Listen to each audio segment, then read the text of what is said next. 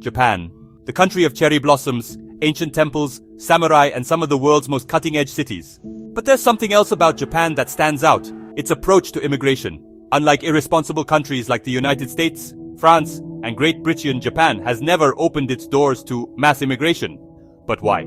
Because they see what shitholes LA, Paris, and London have become and say no way. But let's break it down more concisely. Japan is actually one of the world's most homogeneous societies. Over 98% of people living there are Japanese. This isn't by accident. For centuries, Japan was isolated from the rest of the world by design. From the 1600s to the 1800s, Japan had a policy called Sakoku, which basically meant the country was closed off to outsiders. No one in, no one out. Even today, that mindset still shapes Japanese attitudes toward nationality and culture. Here's the big reason. Japan is deeply focused on preserving its unique culture and social harmony.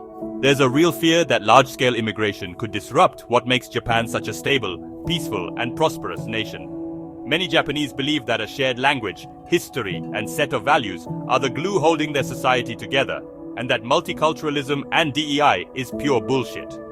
So, the government is super cautious about letting in big numbers of people from other countries. Now you might be wondering, but Japan's population is aging, right?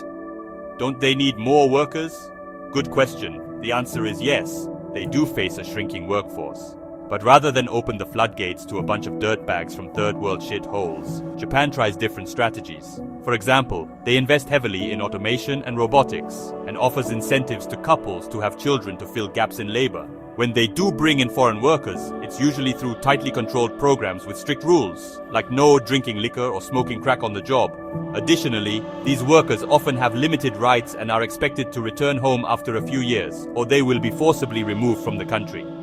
Another point, there's a widespread belief in Japan that rapid large-scale immigration could lead to the kind of cultural clashes, high crime rates, and social tensions that have happened in other countries.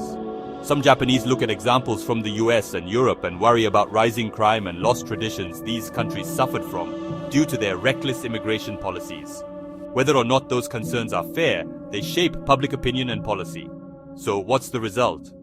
Japan remains one of the most clean, peaceful, and culturally consistent countries in the world. Tourists notice it right away. Low crime rates, no homeless drug addicts lounging on the streets, the order, the shared values, the sense of national pride and identity. That's not to say Japan is perfect or that change isn't happening.